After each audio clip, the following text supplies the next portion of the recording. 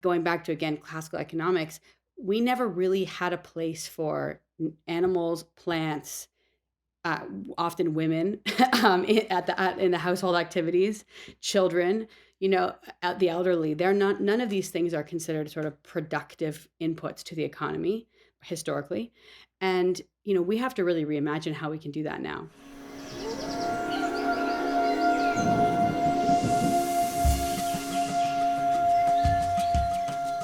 Yeah, just a story of Brianna would be an awesome place to start. Sure. So I'm the co-founder and CEO of Reneum, which is a regenerative finance, or in the non-blockchain terms, called a climate finance ecosystem. And we are here to fund the energy transition, so renewable energy development around the world. And we do this with an instrument which we call the Renew Record. It's like a green label, if you think of kind of a fair trade label equivalent for the green economy. So unpacking that a bit, we use a crowdfunding type mechanism to subsidize renewable energy and to generate new renewable developments, which support climate action for companies and individuals worldwide. Prior to Reneum, I was an environmental commodities trader and in renewable energy investment financing. And prior to that, I was in energy and capital markets trading. So, my whole career has really been on the finance side of business, but really coming from a belief of how we can use technology and finance for good. So, I started my kind of thought around this idea of using tech and finance for good when I was in undergrad. I studied behavioral economics in school and happened to be in my climate, or what was it called, economic crises class, the day that Lehman Brothers collapsed. So I was literally studying kind of the collapse of finance as I was in this real world economic crisis. And it really kind of connected the dots to me of, what were the challenges with the big picture of kind of capitalism and our economic models and the systems at play there that we need to consider when we are kind of building, long-term solutions. And so that got me really thinking about things like perverse incentives, multipolar traps, coordination failures, all these things that anybody who's working in climate really needs to think about, because at the end of the day, the climate problem that we're facing, the way I believe it at least, is symptomatic of a bigger mechanism at play, which is the capitalist model. And I've been really kind of geeking out on solutions to some of the problems that we're facing now, and got really excited when I discovered Web3 and the potential for the building blocks and the token economies that can be designed programmatically with Web3 and blockchain incentive vehicles. So we built Reneum, kind of marrying our real world expertise in finance and energy systems and development with a big kind of picture, long-termist view of how do you create feedback loops and positive incentives for people and companies to naturally want to do the right thing, rather than have to do something that's good for the world at their own expense. So I can kind of dig into some of those in more detail, but that's a little bit about where my brain works. I like it, and you said something there. How can we use finance and tech to go do good for the world? I think that's a good question. My question back to you would be like, can we? Do you think we actually can? Do you think the underlying premise is not also an important part of that equation? Like the premise of how the paradigm in which we're operating, because that's kind of what I heard you say when you talked about capitalism at large. Yeah, I mean, it depends on how we define capitalism, quite frankly. So, classical economics, um, and if you think of classical market-based economies, they're predicated upon the idea that the market will price goods and services according to the demand. They will supply and the demand. And the idea behind that, really, which is actually quite brilliant, is basically that whatever people need will be produced, and there'll be an equilibrium met at all costs. And there'll always be someone to fill in a void.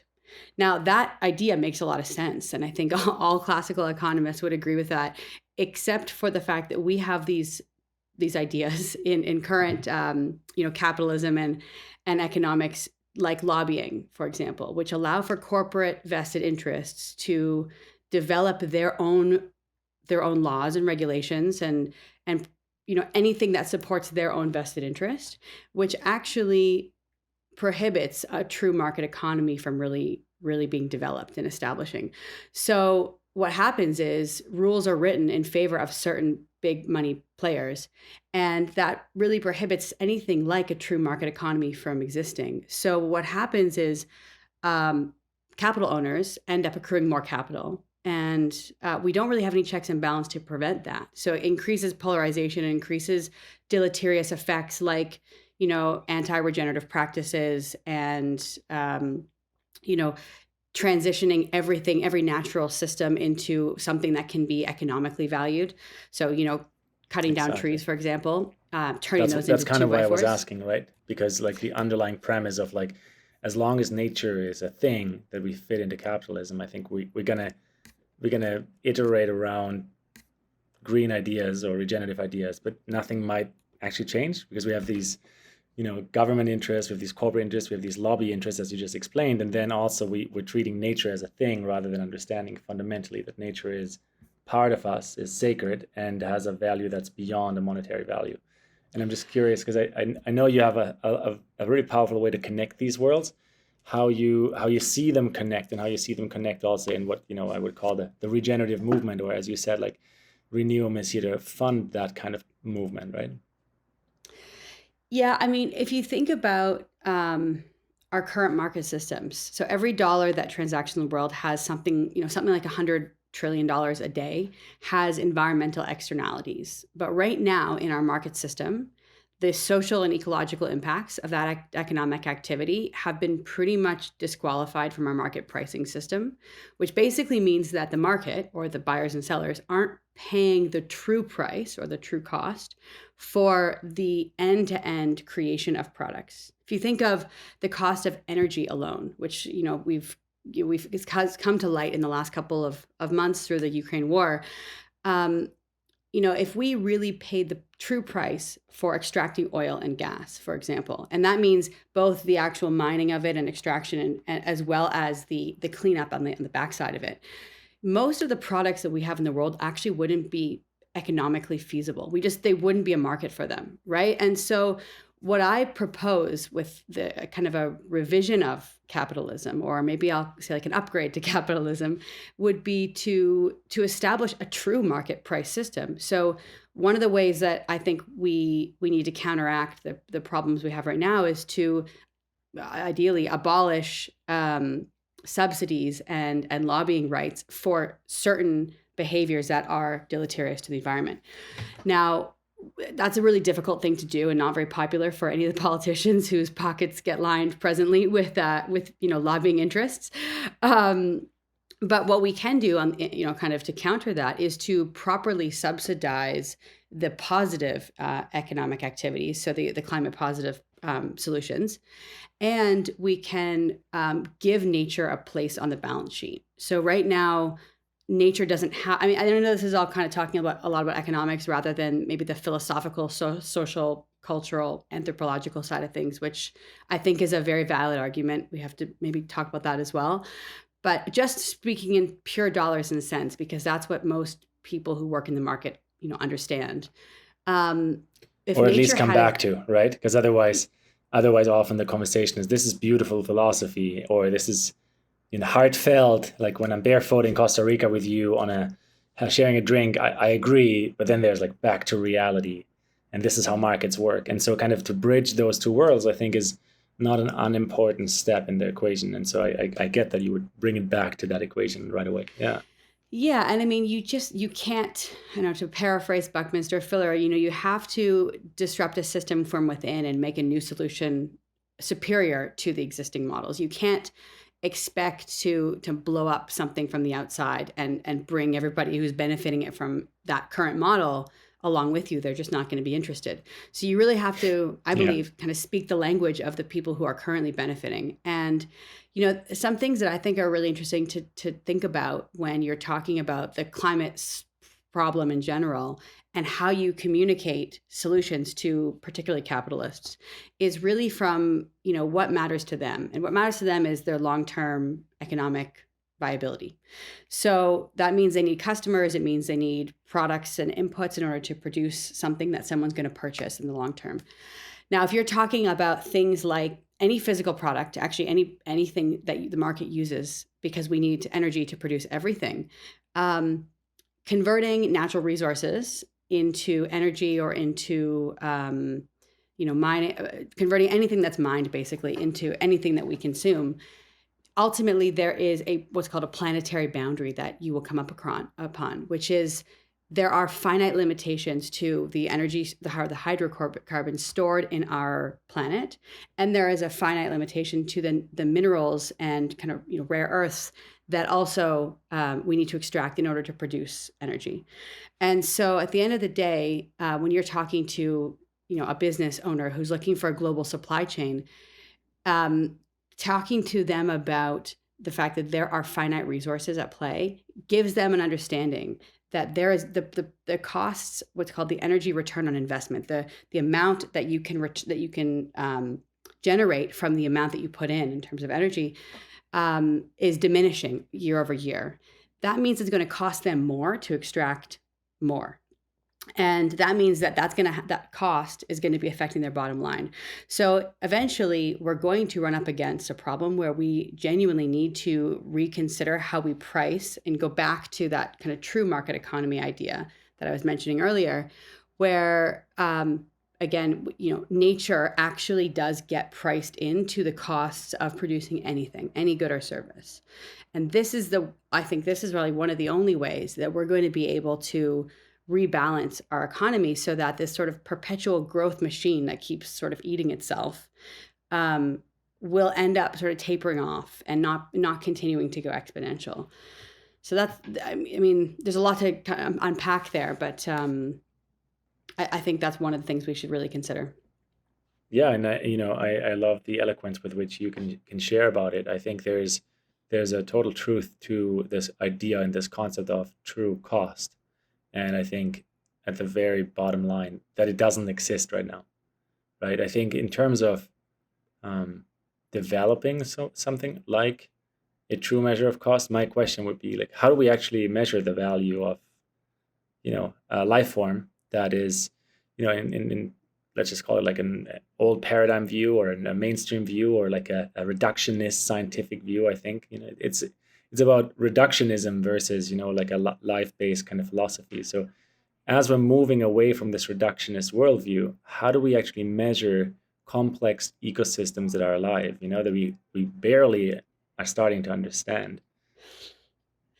Yeah, I think the philosophy and the principles behind this are much easier to grasp than that answer, because the reality is it's very complex. I mean, if you think about something like, um, I think in California they reintroduced wolves into the food chain a couple of years ago, and they saw that everything from small species all the way down to the quality of the water in the streams were affected, because when you adjust something in a system, even if it's just one tiny thing, everything else that's related to that system is affected.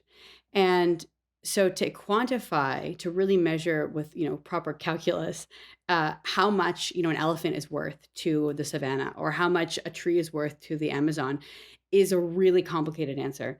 The best we have so far, that I've seen at least, would be a combination of different types of IoT devices. So we can use satellite imagery, you can use thermal monitoring systems, you can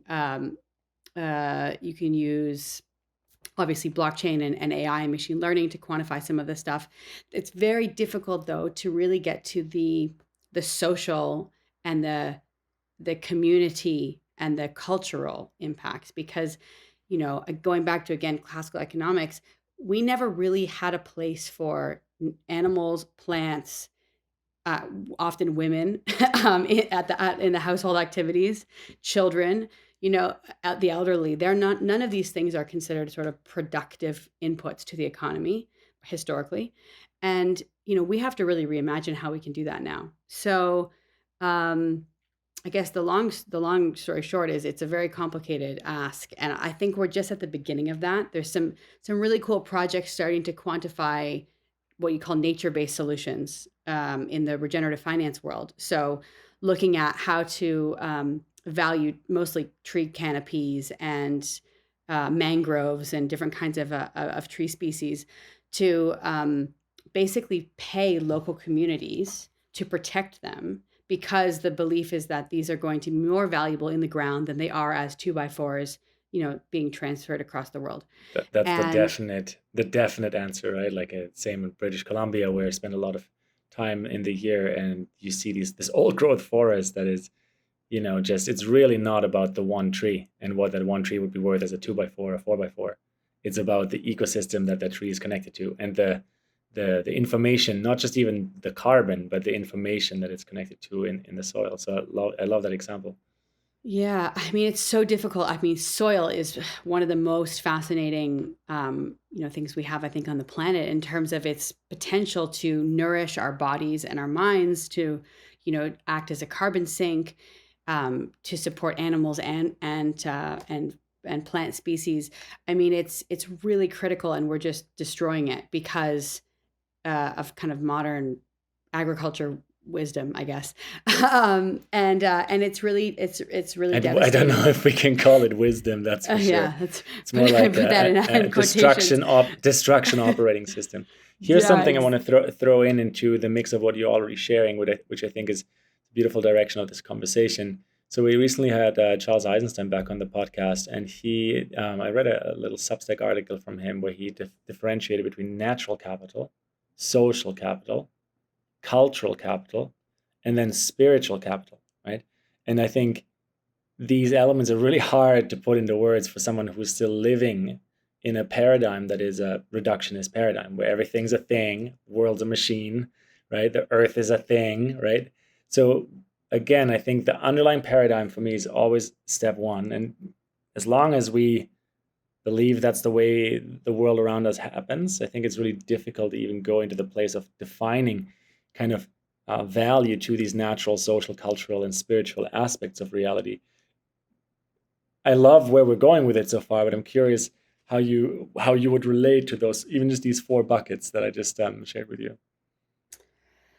I mean, I've read his book, Sacred Economics, which has actually informed a good amount of my thinking. Um, and I think that the way that he proposes those different types of capital is not unfamiliar to me, but is not something that a lot of people who've been, I want to say, kind of co-opted or brainwashed by the economic propaganda that we have in current culture. It's a really novel conversation for a lot of people. I mean, they're probably barring indigenous wisdom and maybe some Eastern philosophy, certainly the Buddhist traditions and so forth. Barring those individuals, the rest of at least the Western world is pretty much divorced from anything around spirituality. I mean, maybe there's maybe a spiritual resurgence or renaissance happening right now, but generally I would say we're pretty divorced from our connection to spirit, to nature, to each other, community. And that is, I really want to blame economics for that, actually. As much as I keep saying that, I think what happened really was in the 50s. This is at least my view. In the 50s, when there was kind of a war between communism and capitalism, the metric of GDP, gross domestic product, became sort of the paramount value that proved capitalism to be the winning philosophy. And the idea really is that infinite growth, measured in GDP, which is basically the amount produced and sold in an economy, is equal to the goodness of society. And so when that whole kind of propaganda machine developed in the 50s through kind of early 70s, growthism, kind of dictated success or became identified as success.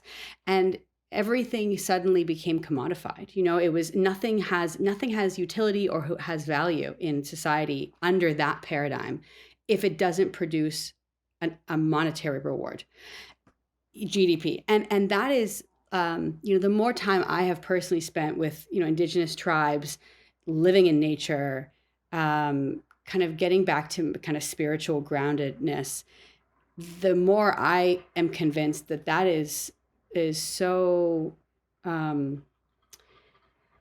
it's just not sufficient for a human experience. It's really shallow. It's a really shallow way of thinking about I would humanity even and how throw we in there, exist. Brianna, I totally like double tap on what you're saying, but I would even throw in there, it might even only lead to self-destruction. Because there's like not really another direction where this can go over more than 50, 100, 150, 200 years. Like, sure, maybe in this reductionist, paradigm of technology will save us, one day you could theoretically upload your consciousness into a disk.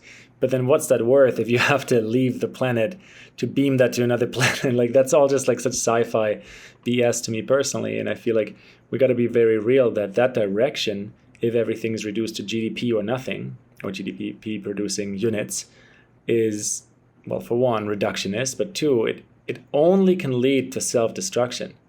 It can't lead to more life or reverence of life or enjoyment of life or experience of life. And so that's, I feel like, I don't know if you'd agree, but I feel like it's becoming more and more visible that for many of us, this intelligence in our hearts is somehow like, switched on and wanting to find solutions in the grounded, real world, in the business world, in the economical world, in the way we do commerce and the way we trade between what we currently call countries, but ultimately comes from a notion in our spirituality or our hearts that realizes, wow, this planet is sacred and our relationships to this planet matter. And if it's not modeled under that kind of paradigm, then like what's it worth trading for or doing it for in the first place? Could not agree more. I hope that philosophy, that view, continues to be further, entrenched in society. I think, in the kind of the 60s, summer of love type time, there was a lot of this narrative happening, a lot of spirituality, a lot of the conversations about what's bigger than us, what does this matter for, why are we doing all this, what's the point of life, and I really hope that we can move in that direction, because I'm sure you're familiar with the ancient Chinese myth, the monster called Tao Tai. He's it's a fable about um, this monster that ate itself, basically, possessed of an insatiable appetite. He consumed everything around himself, including eventually his own body and arms and torso, leaving nothing but his head. And so this is sort of the, analogy to what the growth imperative and the financing of everything, or financializing of everything, is doing to our planet and to ourselves. And that's, to your point, it's not just our physiological experience, our natural systems, but also I think our spiritual and our community, as well. And you see this really kind of acutely, I think, in the things like the social media crisis. What happened with Facebook, for example, I think is a brilliant example of optimizing for eyeballs on screen to optimize for revenue and ad dollars, at the expense of the fabric of our society, of our culture, of the richness of our communing, and the way we, and the well-being, the mental health, the spiritual health, the well-being of everybody.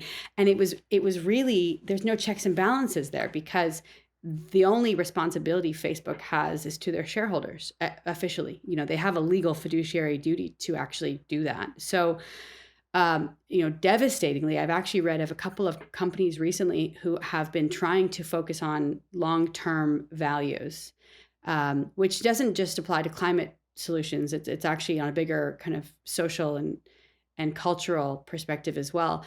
And they've been sued by their shareholders for, breaching fiduciary responsibility, which is terrifying to me. The fact that BlackRock as an investment fund, ESG manager or investment manager, has now had a sizable amount of its funds, its LP funds, withdrawn, mostly from Texan funds, sovereign pension funds and endowments in Texas, have had those funds withdrawn because they're boycotting fossil fuels.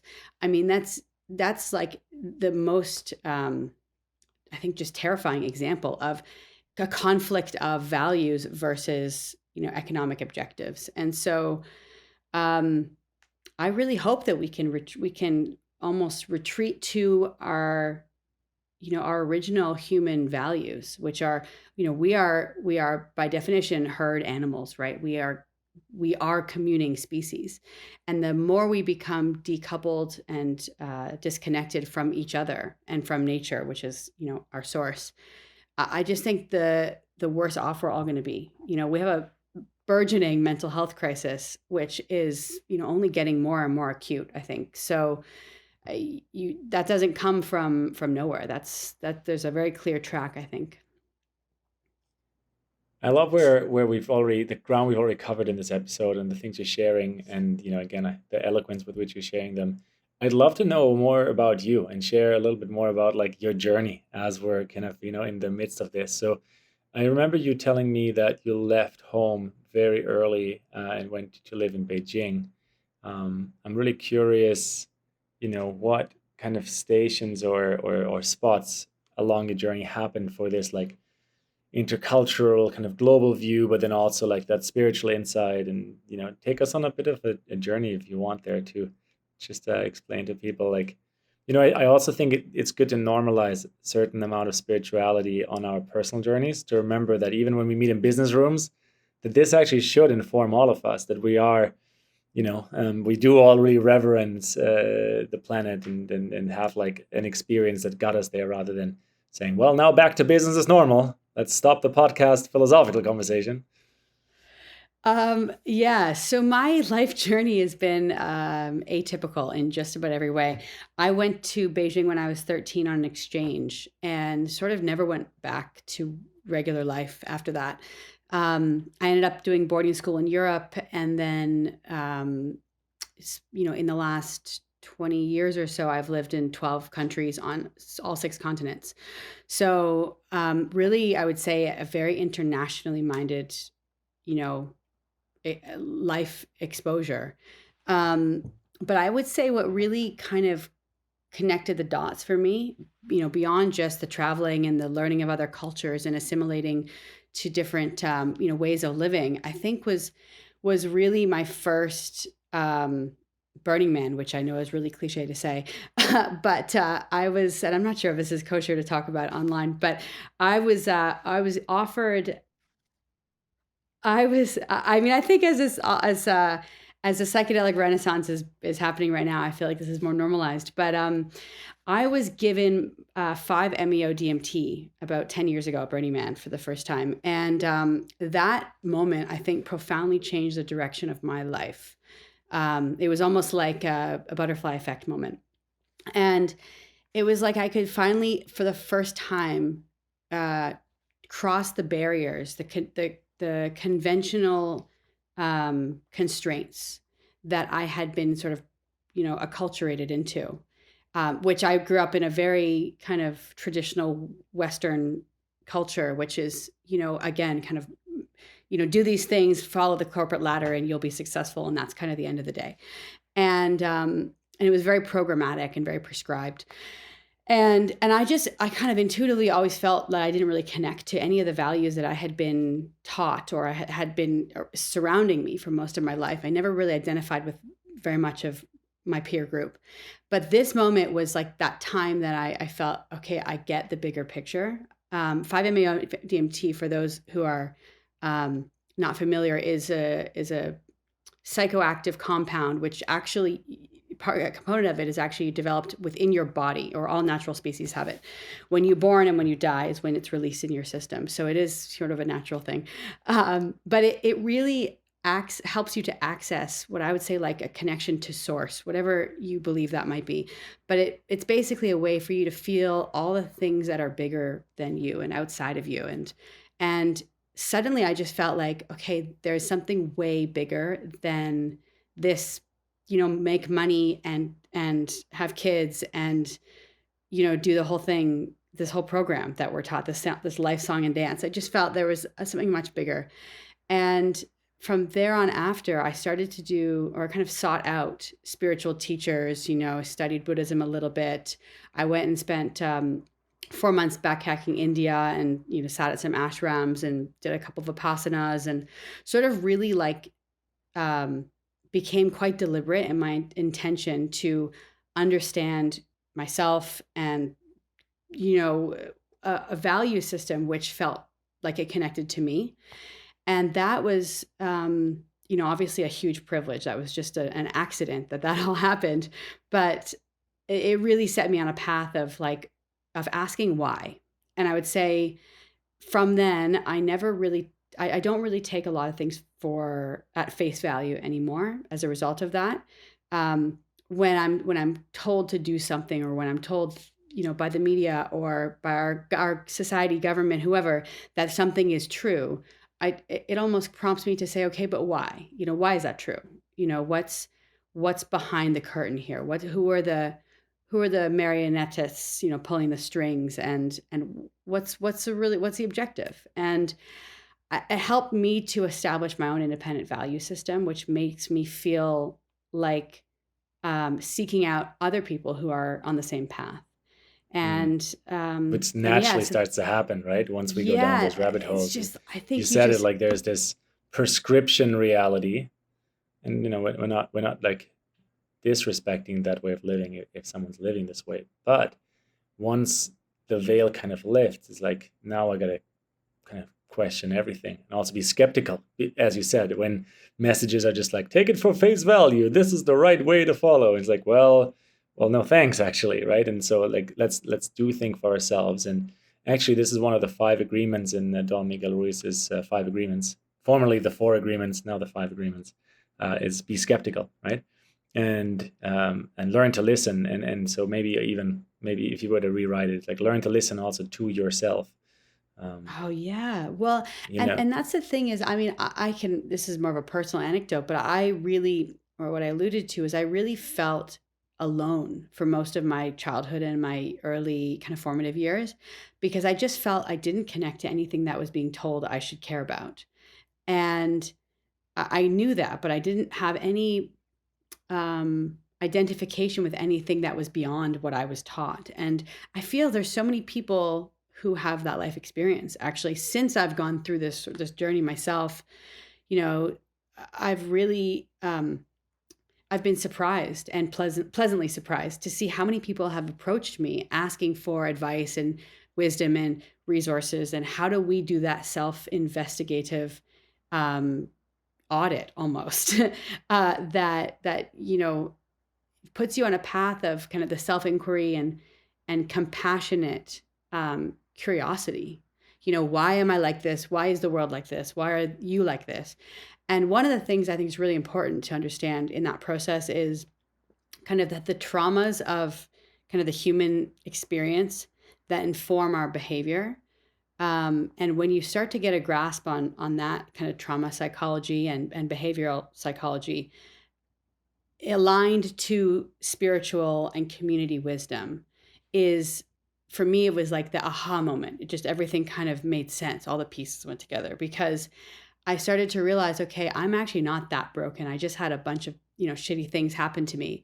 And here was the way I adapted. And now that I know this, and there's a light that's been shed on it, here's what I can do about it. And you get this sort of empowered feeling of agency that I think a lot of people live their lives without, because they just don't have awareness that there's an opportunity to change some of these things. So I'd love to add something there, Brianna. Don't forget where you're about to go. When you're speaking about this powerful feeling of agency, earlier you were speaking about the 60s generation and like the hippie revolution, right? Like lots of spirituality inflowing, Age of Aquarius on the horizon, but then really not a lot of it was kind of sticking over 10, 20, 30, 40 years, at least not all of it, or lots of it kind of got lost in the trenches of what we called earlier, like the reductionist kind of GDP-centric world paradigm, right? And I think this is where a huge difference is to the time we live in. And like, this is early 2023 as we're having this conversation, that it's not about just having a spiritual experience or traveling into an astral projection or taking the psychoactive compound, and when you do that with care and inform yourself and with the right people. But it's really about, I believe, descending, not ascending, descending that spiritual energy into the body, living it, and understanding that there's agency when you're living it through the body, like as you just said. And then with that agency comes, great power, great responsibility kind of point of view is like, so now what are we going to do with it? What kind of planet Earth are we co-creating now that we've unsubscribed from the Matrix prescription? Now that we felt how spiritual of a journey this really is, now what, right? Like, that's just kind of the entry gate to the co-creative process, rather than like, oh my God, let me tell you about my incredible journey last weekend and the weekend before and the weekend before and the weekend before, right? So that it's because it's not really a permanent place. And also one of the reasons I have you on the show, I find like you really have a clear direction with that agency. Well, you just made a brilliant point that I really want more people to understand. And I think that with this new psychedelic renaissance that's kind of burgeoning at the moment, the fear I have around this is, the term spiritual bypassing comes to mind, which is really, you kind of do the practices, you do the breath work and you do the ayahuasca and you do all the things. But if you don't integrate it and you don't really use those as tools or catalysts to go inside yourself and understand your own behaviors, your own personal handicaps that can be then transformed or transmuted into potentially really powerful, sources of agency, you're kind of limiting yourself, first of all, and what the upside, the real potential is, but you're also not really doing a justice to anybody, because, it's great to seek out the peak life experiences and the highs are awesome, but it's actually in the lows, I think, in the really tormenting, traumatic excavating of, like, we call it soul archaeology, like really going deep into like the shit that you've experienced and feeling all the feels, to unpack it so that you can then develop your own framework for, a true healing that allows you to basically become this source of truth and wisdom for others to come to as well, and to help to nourish and nurture a better plan for, our planet and for our species. And I don't know, I think frankly, until we have more enlightened leaders, whether company leaders or politicians or, idols to worship, right now we don't really have any, or very many, I'll say, like enlightened or grounded or integrated, leaders. We just don't have a lot of those people to look up to. And I hope that we can develop a lot more of that in the next, this next decade.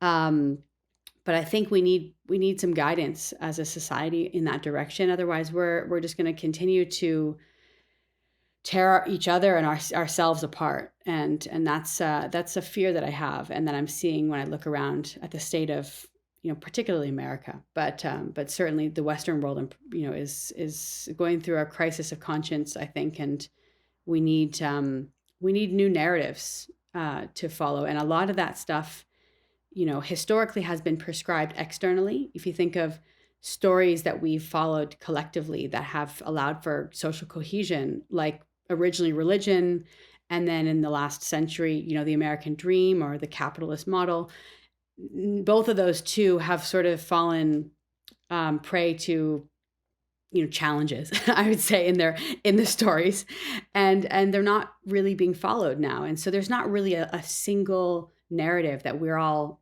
agreeing to. We don't have a single direction we're all following. And I actually think that's kind of amazing, because it gives us the opportunity to then look inside ourselves and to figure it out internally, which is where I think a lot of the indigenous cultures and traditions are really critical. And I hope we can learn a lot from them, because I think they got a lot right. Many of them, not just anyone in particular. Yeah, I hold to that. I agree. I think this has become a big part of my journey as well, is to create spaces where people can step into those experiences, not because it's a prescriptive answer, not because you just got to have that experience to know the next step, but because it kind of the opposite of as of too many religious practices, it puts you into a direct experience of spirituality under guidance of cultures that have done that for thousands of years, who live a very humble coexistence with the planet Earth. But I also think well-being is defined in a way or other by participation, participation with the lived environment. It's like being in relationship with the lived environment, and coming full circle here to like the measurements of GDP based economics. Is like none of that is connected to the lived interplay of us and life. And so in one way or other, like I really love this conversation with you for so many reasons, but in one way or other, we will have to evolve those rules of the games that we adhere by. And in one way or other, either because there's going to be a level of self-destruct in those groups, or because we simply become more mature than giving our authority away to authorities that want to play by those old rules. We need to out create those old rules of the game, because as we said in this episode a few times, it will lead to a place that isn't actually worth living, right? And so I think there's something very interesting in the feeling experience of that for those of you that followed us all the way into this rabbit hole, is that many of us get this, many of us feel this, many of us can relate to this, right? And we might not know what to do next, but I think everyone gets their individual instructions from the place of silence, from nature, from love, from all kinds of ways of connecting to this more, or not more, to source. I would call it that too. So yeah, thank you so much, Brianna, for your time, for your wisdom, for your work in the world. Is there anything else you want to share, or like, shout out as we're wrapping this episode today? No, it's been great to be on and to have this conversation, and I really look forward to more conversations and more people who are connecting the dots between our business lives and our kind of corporate agendas and our human spiritual existences. And I think the more that we couple those together and kind of humanize business, the better off we're going to be in general.